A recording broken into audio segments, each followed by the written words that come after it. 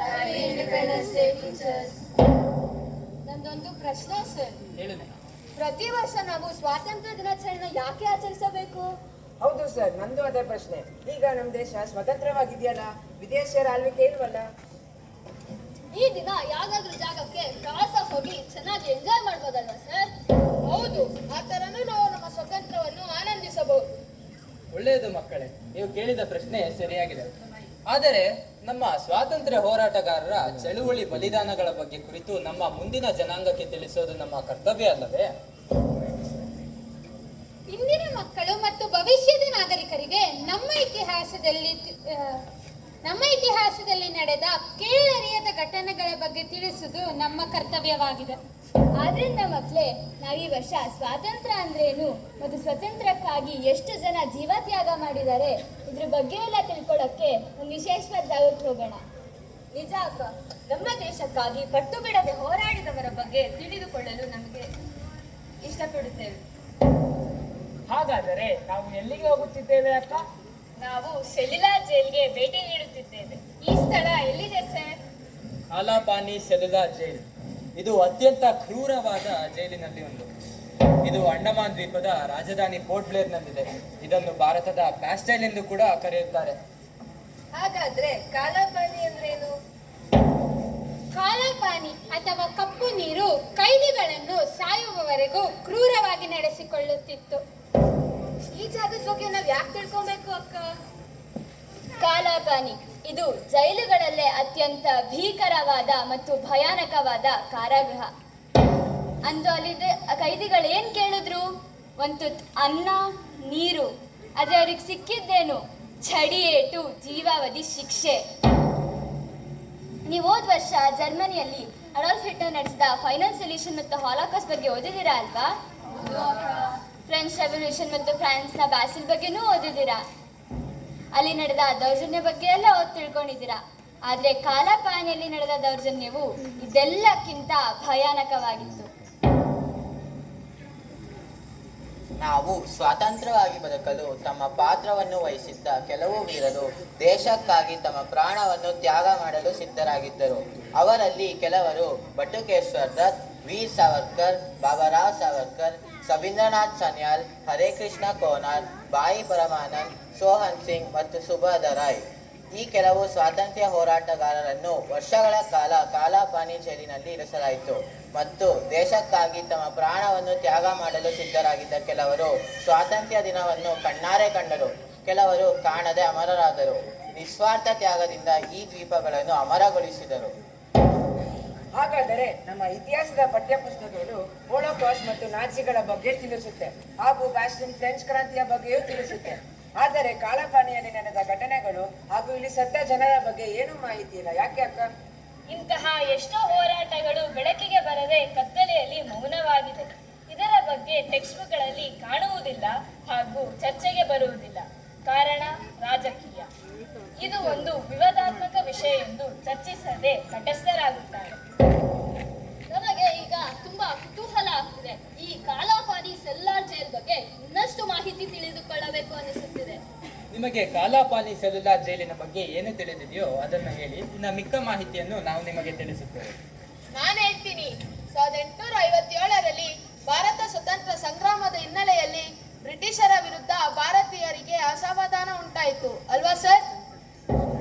ಬ್ರಿಟಿಷರ ವಿರುದ್ಧ ಭಿನ್ನಾಭಿಪ್ರಾಯ ಮೂಡಿಸಲು ನಮ್ಮಂತ ಯುವಕರು ಮತ್ತು ಯುವತಿಯರು ಈ ರೀತಿ ಕ್ರಾಂತಿಕಾರಿ ಚಟುವಟಿಕೆಗಳಲ್ಲಿ ನಿರಂತರವಾಗಿ ಭಾಗವಹಿಸುತ್ತಿದ್ದರು. ಬ್ರಿಟಿಷರು ಮತ್ತು ಬ್ರಿಟಿಷರ ವಿರುದ್ಧ ಚಟುವಟಿಕೆಗಳನ್ನು ಕಂಟ್ರೋಲ್ ಮಾಡಲು ಬ್ರಿಟಿಷರು ನಿರ್ಧರಿಸಿದರು. ಸಾವರ್ಕರ್ ಮತ್ತು ಸೋಹನ್ ಸಿಂಗ್ ಅಂತ ಬಂಡಾಯ ವ್ಯಕ್ತಿಗಳನ್ನು ಅಂಡಮಾನ್ ದ್ವೀಪಕ್ಕೆ ಸಾಗಿಸುತ್ತಿದ್ದರು.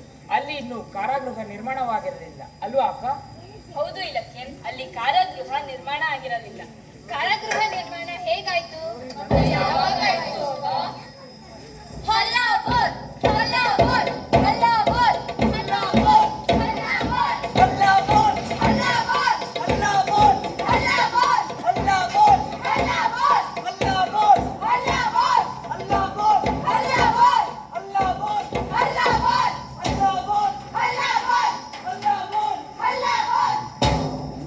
Sir, these Indians are fearless. They are getting bolder by the day. How are we going to curb their revolutionary activities? If they go on like this, we may soon be forced to leave this country. Don't you worry, officer. Our empire is planning a new project in London. It is for the exile of the empire's enemies. Army officers of our empire will be in charge of the operations. They have decided to create a psychological labor camp. This is based around the Sanskrit term KAALA PANI. It literally means black water. But sir, I thought KAALA PANI was just a myth, an ancient Indian story that told how, by crossing the sea, a faithful would be parted from his soul. Yes, officer, you are right. That's exactly why KAALA PANI will be feared across the empire as a godless place. A journey that would strip the exile from their religion, community, and creed. Transportation beyond the seas will be seen as a separation from every tie, relation, and possession which these men hold dear to in life. That will indeed be a devil's island, sir. A fantastic way to teach those brutes a lesson. ಭಾರತೀಯ ದಂಗೆಯಿಂದ British ಆಳ್ವಿಕೆಗೆ ಪೆಟ್ಟಾಯಿತು. ಈ ಹಿನ್ನೆಲೆಯಲ್ಲಿ ತಪ್ಪಿದವರು ಮತ್ತು ಬಂಡುಕೋರರ ವಿರುದ್ಧ ಸೇಡು ತೀರಿಸಿಕೊಳ್ಳಲು December 11, 1857ರಂದು doctor Friedrich mouth ಮತ್ತು George ಪ್ಲೇಫೇರ್ ಅವರು ಆದರ್ಶ ಸ್ಥಳವೆಂದು ತಿಳಿದಿದ್ದ ದ್ವೀಪ ಸರಪಳಿಯನ್ನು ಹುಡುಕಾಟ ನಡೆಸಿದರು.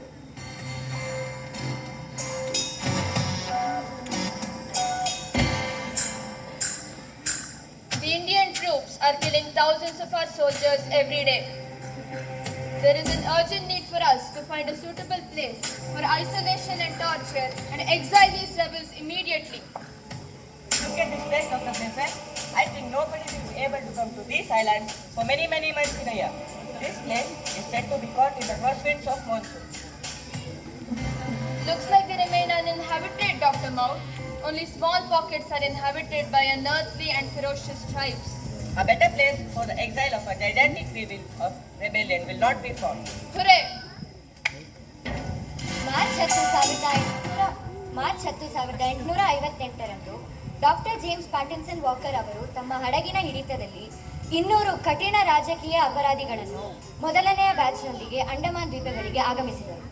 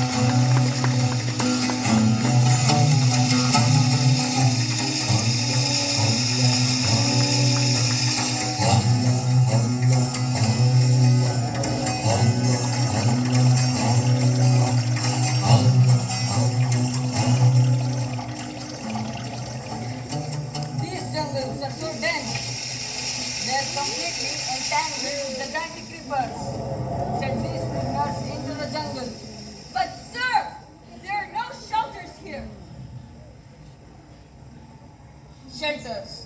Let them build their own shelters. Yes, sir!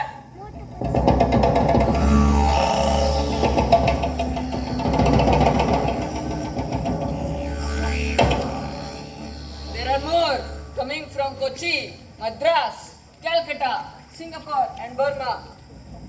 I hope you all realize the futility of escaping from here. It's utterly hopeless to even attempt an escape.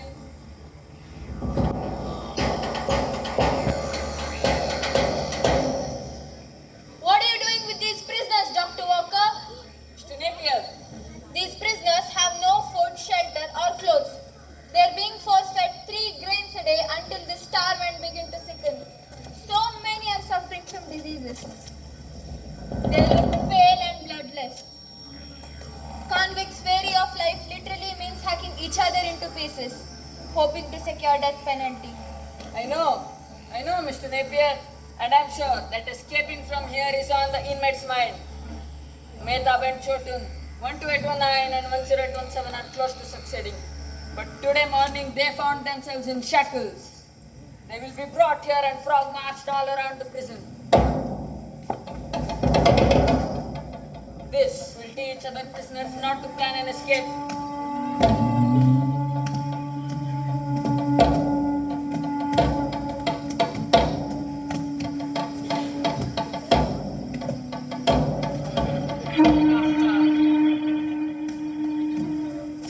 This is not enough to crush them. We need a tougher regime. ನಿಮ್ಮ ಪ್ರಕಾರ ನೀವು ಈ ರೀತಿ ಚಿತ್ರಹಿಂಸೆ ನೀಡುವುದರಿಂದ ನಮ್ಮ ಸ್ವಾತಂತ್ರ್ಯವನ್ನು ಕಸಿದುಕೊಳ್ಳಲು ಆಗುವುದೇ? ನಿಮ್ಮ ಈ ರೀತಿಯ ವರ್ತನೆ ಕೇವಲ ನಮ್ಮ ಸ್ವಾತಂತ್ರ್ಯದ ಕಿಚ್ಚನ್ನು ಹೆಚ್ಚಿಸುವುದು. ನೀವು ಚಿತ್ರಹಿಂಸೆ ನೀಡಿ ನಮ್ಮನ್ನು ಸಾಯಿಸಬಹುದು, ಸ್ವಾತಂತ್ರ್ಯವನ್ನಲ್ಲ.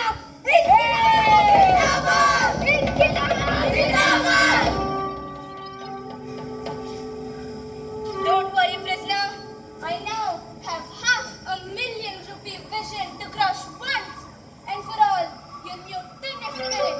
Prisoners will no longer live in barracks scattered across the malarial islands. Instead, emerging from the very heart of the mangrove swamps, a 698-room cell shall stand tall, commanding a view over the bustling town of Port Blair.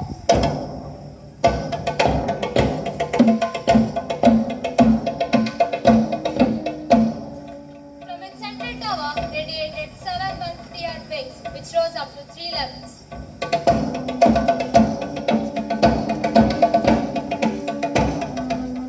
Each level fitted with 52 cells, 13.5 feet by 7.5 feet.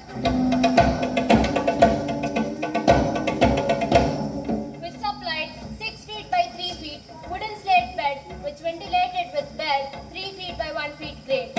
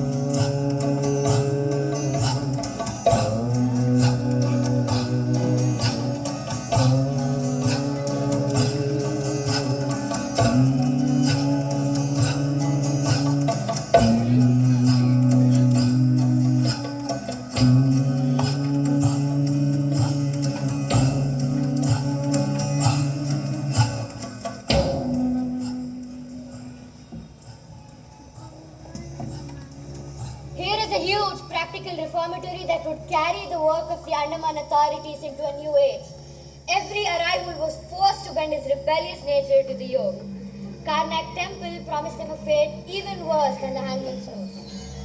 Did the Britishers also live in these conditions, Akka? No, Bhumika, that was not the case. While the prisoners suffered, the British officers lived with opulence across the waters in Ross Island.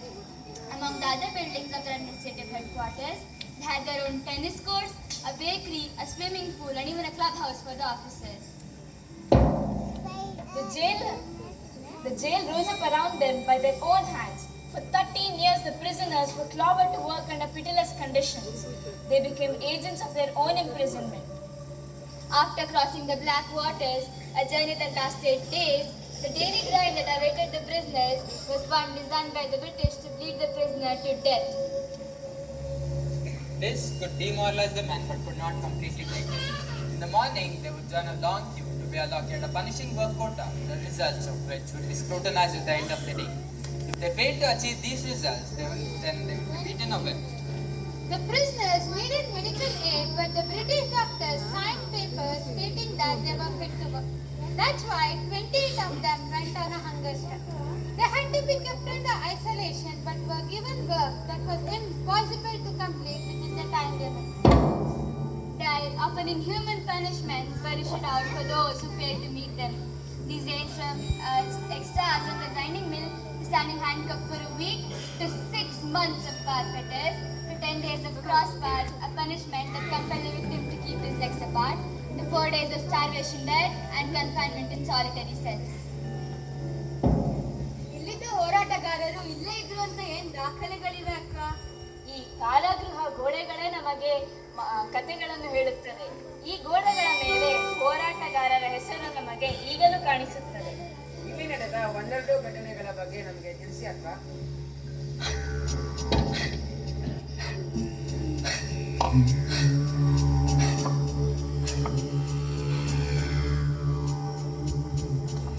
ಬ್ರಿಟಿಷರು ರೂಪಿಸಿರುವ ಶಿಕ್ಷೆಗಳಲ್ಲಿ ಅತ್ಯಂತ ಕ್ರೂರವಾದ ಶಿಕ್ಷೆ ಎಂದರೆ ನಮ್ಮನ್ನು ಈ ಕಾರಾಗೃಹಕ್ಕೆ ಕಳುಹಿಸಿರುವುದು. ಈ ದೆವ್ವದ ದ್ವೀಪದಲ್ಲಿ ಸಾಯಕ್ಕೂ ಆಗದೆ ಬದುಕಕ್ಕೂ ಆಗದೆ ಪ್ರತಿ ದಿನ ಪ್ರತಿ ಕ್ಷಣ ನರಳುತ್ತಿದ್ದೇವೆ.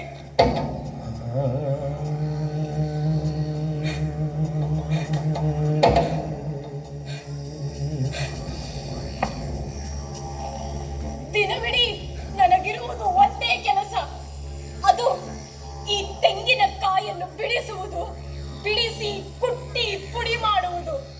ಅದಾದ ನಂತರ 15 ಕೆಜಿಯಷ್ಟು ಸಾಸಿವೆ ಎಣ್ಣೆಯನ್ನು ಉತ್ಪಾದಿಸುವುದು. ಈ ತೂಕಗಳಲ್ಲಿ ಕಿಂಚಿತ್ತು ವ್ಯತ್ಯಾಸವಾದರೆ ಅಂದಿನ ದಿನದ ಪರಿಣಾಮ ಭಯಂಕರ. ಆ ದಿನ ನಮಗೆ ಚಾಟಿ ಏಟೆ ಆಹಾರ.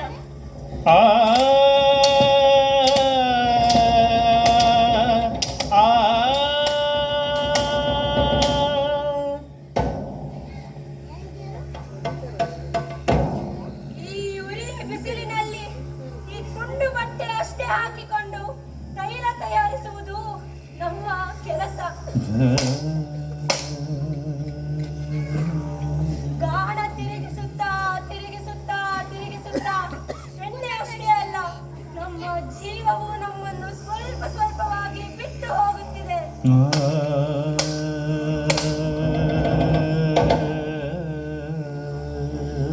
ಇಂತಹ ಶ್ರಮದ ಕೆಲಸವನ್ನು ಮೃಗಗಳಿಂದಲೂ ಮಾಡಲು ಸಾಧ್ಯವಿಲ್ಲ.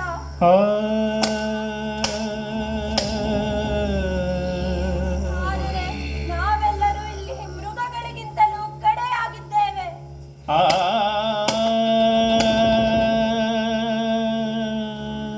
ಸಮಯಕ್ಕೆ ತಕ್ಕಂತೆ ಕೆಲಸ ಆಗದಿದ್ದಲ್ಲಿ ಅಧಿಕಾರಿಗಳು ಚಾಟಿ ಏಟು ಹೊಡೆಯುತ್ತಾರೆ.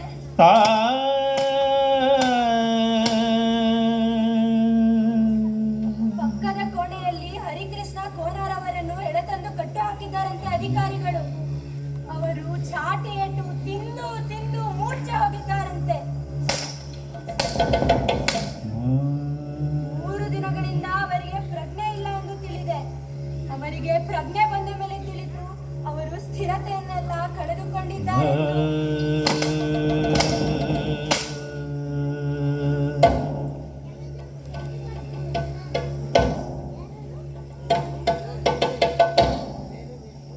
ಈ ನಮ್ಮ ಸೆರೆಮನೆಯಲ್ಲಿ ನಮಗಿರುವುದು ಒಂದೇ ವ್ಯವಸ್ಥೆ. ಹಾಗೆ 2 ಪುಟ್ಟ ಮಣ್ಣಿನ ಬಟ್ಟಲನ್ನು ನೀಡಲಾಗಿದೆ. ಒಂದು ಬಟ್ಟಲು ನೀರು ಕುಡಿಯುವುದಕ್ಕೆ, ಇನ್ನೊಂದು ಊಟ ಮಾಡುವುದಕ್ಕೆ. ಅಕಸ್ಮಾತ್ ಈ ಬಟ್ಟಲನ್ನು ಉಪಯೋಗಿಸಲು ಬರದಿದ್ದಲ್ಲಿ ಈ ನಮ್ಮ ಸೆರೆಮನೆಯ ನೆಲವೇ ನಮಗೆ ಶೌಚಾಲಯ.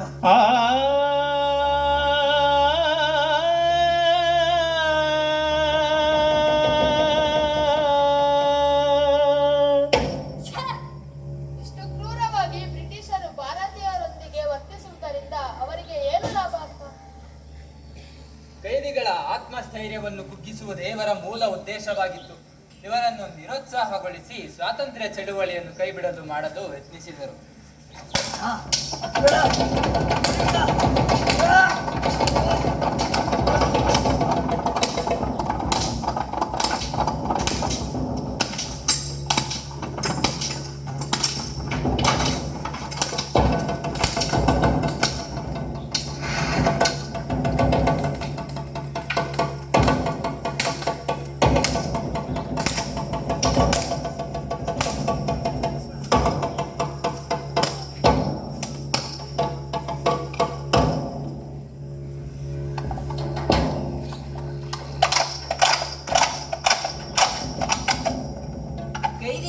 ಪ್ರತಿಭಟಿಸಲು ಪ್ರಾರಂಭಿಸಿದರು.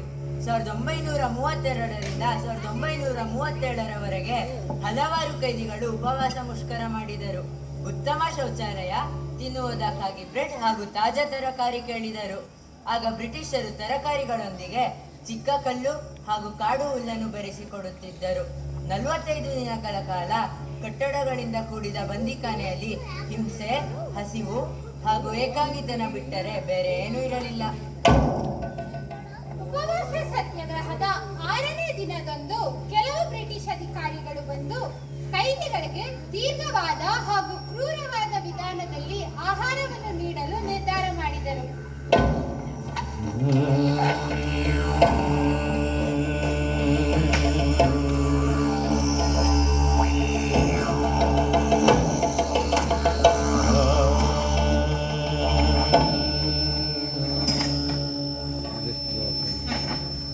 ಸೆಲ್ನಿಂದ ಹಲವಾರು ಕೈದಿಗಳನ್ನು ಬಲವಂತವಾಗಿ ಹಾಸಿಗೆಯ ಮೇಲೆ ಮಲಗಿಸಲಾಯಿತು.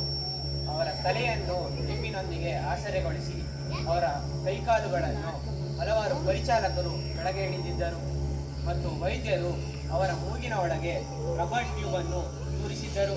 ರಬ್ಬರ್ ಟ್ಯೂಬಿನ ಒಳಗೆ ಹಾಲು, ಸಕ್ಕರೆ ಮತ್ತು ಮೊಟ್ಟೆಗಳ ಮಿಶ್ರಣಗಳನ್ನು ಹೊಟ್ಟೆಗೆ ಪಂಪ್ ಮಾಡಲು ಅದನ್ನು ಗಂಟಲಿಗೆ ತಳ್ಳುತ್ತಿದ್ದರು. ಸಹಜವಾಗಿ ಕೈದಿಗಳು ಆಹಾರವನ್ನು ತಿರಸ್ಕರಿಸುತ್ತಿದ್ದರು. ಕೆಲವರು ತೀವ್ರವಾಗಿ ಕೆಮ್ಮುವ ಮೂಲಕ ರಬ್ಬರ್ ಟ್ಯೂಬ್ ಅನ್ನು ಹೊರಹಾಕುತ್ತಿದ್ದರು. ಈ ಕಠಿಣ ಪ್ರತಿಕ್ರಿಯೆಯು ಸಾಕಷ್ಟು ಗಂಟೆಗಳ ಕಾಲ ನಡೆಯುತ್ತಿತ್ತು.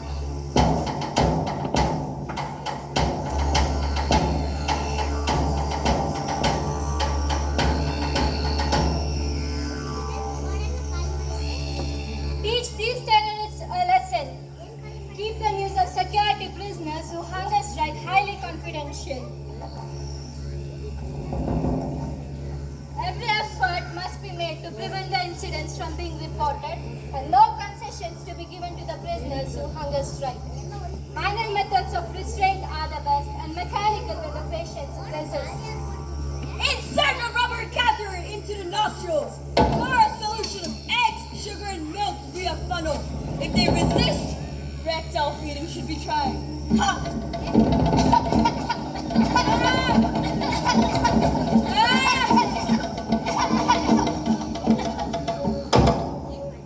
ನಮ್ಮೆಲ್ಲರಿಗೂ ಬಲವಂತವಾಗಿ ಏಕಕಾಲದಲ್ಲಿ ಆಹಾರವನ್ನು ನೀಡಲಾಗ್ತಿದೆ. ನಾವು ಇದನ್ನು ಕೊನೆಯವರೆಗೂ ವಿರೋಧಿಸುತ್ತೇವೆ. ಮುಂದಿನ ಸೆಲ್ನಲ್ಲಿರುವ ಕೈದಿ ಬದುಕಬಲ್ಲರು ನಾನು ಭಾವಿಸುತ್ತೇನೆ. ಪಕ್ಕದ ಸೆಲ್ಲಿನಲ್ಲಿ ಏನೋ ಭಯಾನಕ ನಡೆಯುತ್ತಿದೆ. This is the rascal who was driving a getaway car. His part in the killing of Lahore police assistant Saunders in December 1929. Give him the worst punishment possible. Inquilab! Zindabad! Inquilab! Zindabad!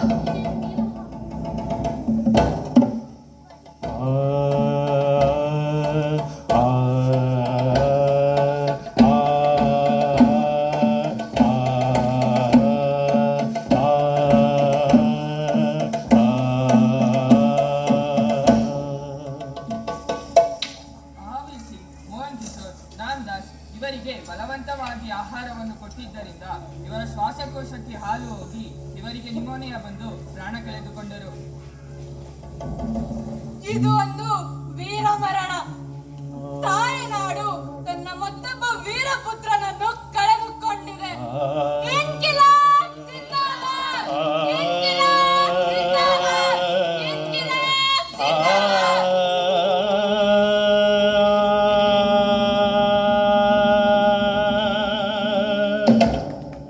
ಪ್ರತಿಭಟನೆಯ ಹಂತ 1 ಮತ್ತು 2ರಿಂದ 26 ಹೆಚ್ಚು ಮಂದಿ ಬಂದು ಸೇರಿಕೊಂಡರು. 9 ದಿನಗಳ ನಂತರ ಹೆಚ್ಚು ಸುದ್ದಿ ಹೊರಗೆ ಬಂದಿತು. ಪ್ರತಿಭಟಿಸುವ ಕೈದಿಗಳಿಗೆ ಬ್ರಿಟಿಷರು ಶಿಕ್ಷೆಗಳನ್ನು ರೂಪಿಸಿದರು. ಕೈದಿ ನಂಬರ್ 89 ಮೋಹನ್ ಕಿಶೋರ್ ಅವರನ್ನು ಕೊಲ್ಲಲಾಯಿತು. ಅವರ ಶ್ವಾಸಕೋಶಕ್ಕೆ ಹಾಲನ್ನು ಸೇವಿಸಿ ಅವರು ನಿಮೋನಿಯಾದಿಂದ ವೀರಮರಣ ಹೊಂದಿದರು. ಕೈದಿ ನಂಬರ್ 93 ಮೋಹಿತ್ ಮಿತ್ರರವರನ್ನು ಹೊರಗೆ ಕಳಿಸಲಾಯಿತು. ಶವಗಳನ್ನು ಕಲ್ಲಿನಿಂದ ಭಾರಗೊಳಿಸಿ ಕಪ್ಪು ನೀರಿಗೆ ಎಸೆಯಲಾಯಿತು. ಪ್ರತಿಭಟಿಸುವ ಜನರಲ್ಲಿ ಯುವಕರೇ ಹೆಚ್ಚಾಗಿದ್ದರು.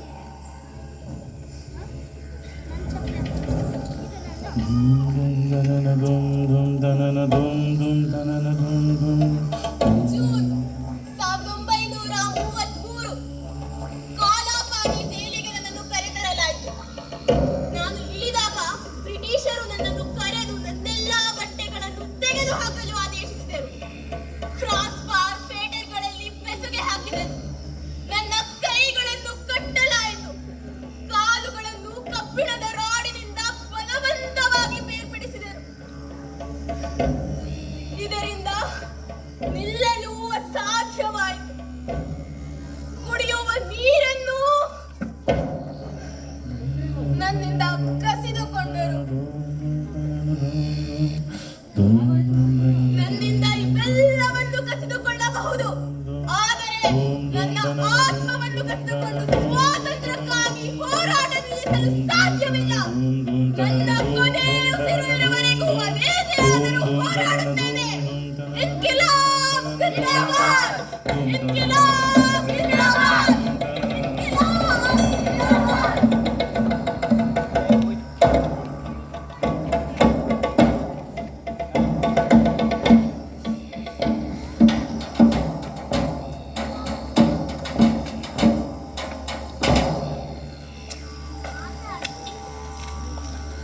These foolish Indians think they can gain independence over us. We are the great British Empire. One day we'll conquer this whole world. Hail British Empire! Hail British Empire! Hail British Empire! Bring that foolish Indian here. So this is the rascal that demands for freedom, is it? Make him lick your boot.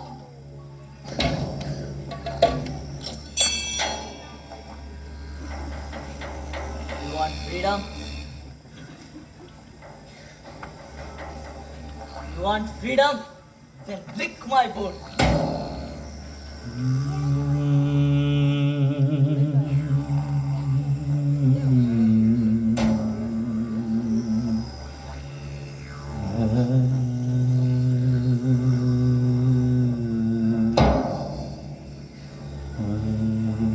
ನಾನು ನಿನ್ನ ಬೂಟುಗಳನ್ನು ನೆಕ್ಕುವುದಕ್ಕಿತ್ತು ಈ ನಿನ್ನ ಚಿತ್ರಹಿಂಸೆಯಲ್ಲಿ ಸಾಯುವುದ ಮೇಲೂ.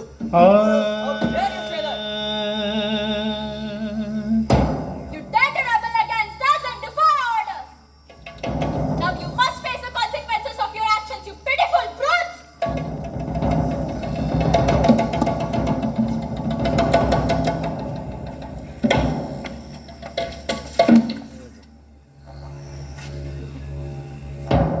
ಎಷ್ಟೇ ಕಷ್ಟವಾದರೂ ಹೋರಾಡುತ್ತೇವೆ. ನಮ್ಮ ಕುಟುಂಬಗಳಿಗಾಗಿ, ನಮ್ಮ ಸ್ವಾತಂತ್ರ್ಯಕ್ಕಾಗಿ, ಎಲ್ಲಕ್ಕಿಂತ ಹೆಚ್ಚಾಗಿ ನಮ್ಮ ತಾಯಿ ನಾಡಿಗಾಗಿ.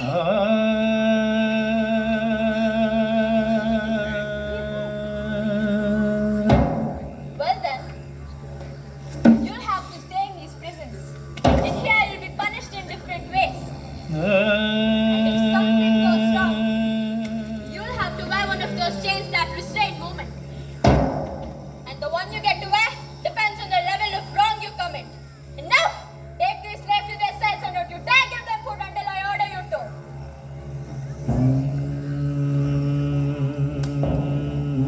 ನೀವು ಯಾವುದೇ ಮನುಷ್ಯನನ್ನು ಈ ರೀತಿ ಹೇಗೆ ನಡೆಸಿಕೊಳ್ಳಬಹುದು?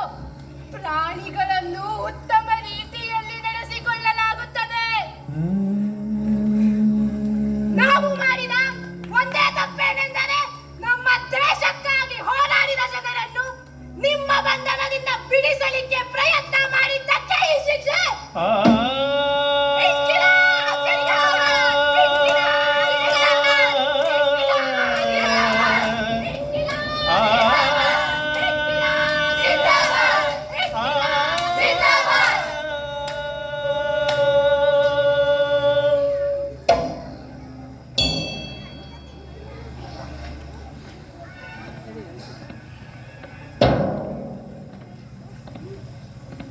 Aren't you all glad that you came here to witness this struggle? Thank you, Akka, for bringing us here and telling us their stories. We really understand the value of our freedom now. It's priceless. We promised to tell their stories to the world, lest we forget. So, how did it all come to an end, Akka? In 1937, another hunger strike ensured for 36 days. This time, the British had to give in. The prisoners wanted to return to their own soil to partake in the last day of the freedom struggle. Between September 1937 and January 1938, the prisoners were sent home. The KAALA PANI Jail was shut down forever.